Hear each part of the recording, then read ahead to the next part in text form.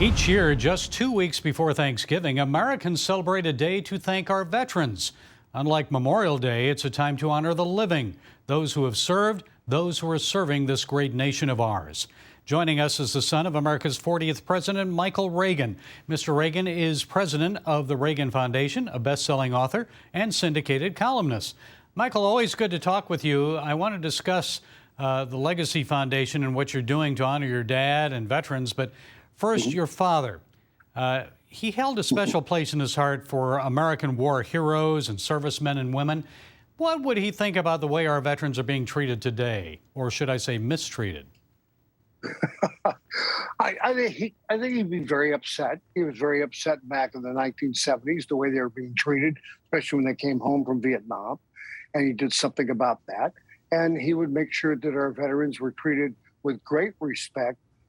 Those who are coming home, those who are here, that need really all the help they can get, especially when you have so many committing suicide on a regular basis, up 46% in this last year. He would try to get to the bottom of it and say, what can we do to help these vets? And I think people really need to understand. I think what he would tell people is you need to remember vets, not 3 days a year. You need to remember vets 365 days a year. And unfortunately, we only do it 3 days instead of 365 days.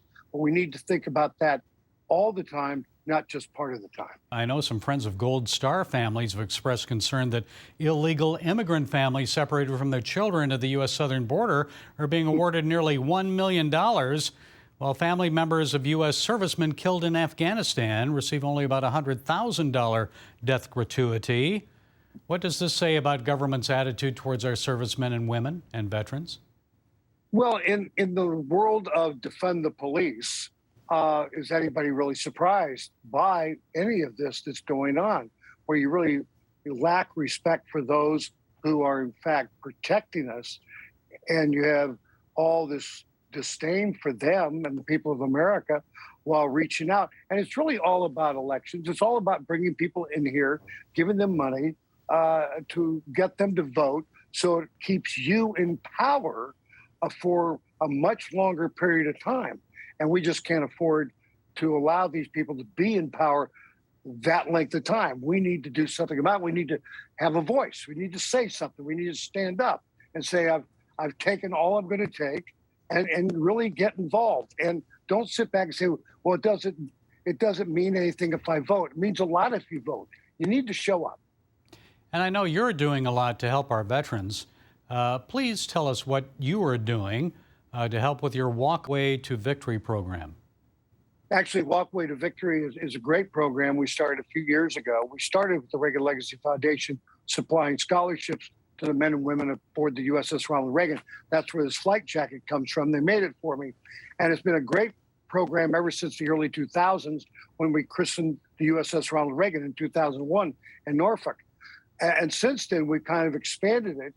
And you might remember my father was the first president to actually speak at Normandy on D-Day. And since then, every other president's gone to Normandy on a D-Day of their administration and, in fact, spoken. And people love him and really respect him for what he's done for the World War II vets. And remember, my dad did 300 films during that period of time, teaching kids how to use a parachute, how to swim, all these other programs that he did during the Second World War.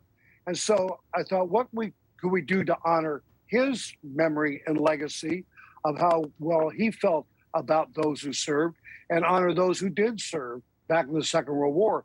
And so we created the Walkway to Victory at St. Mary Glees, Normandy, France. It's an unbelievable place for the 101st and 82nd Airborne. It's their Gettysburg, if you will.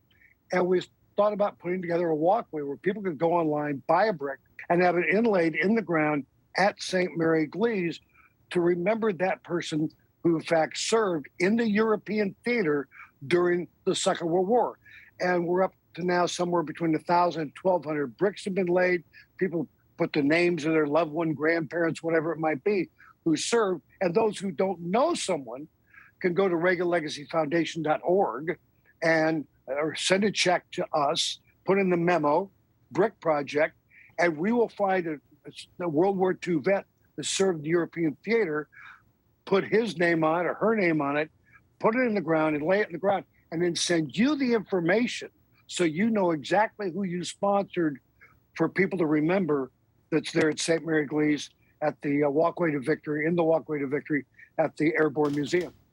Okay, a great way to honor veterans on this Veterans Day. Michael Reagan, president of the Reagan Foundation, author and syndicated columnist. Thank you, Michael, for being with us. We appreciate it. Thanks for having me.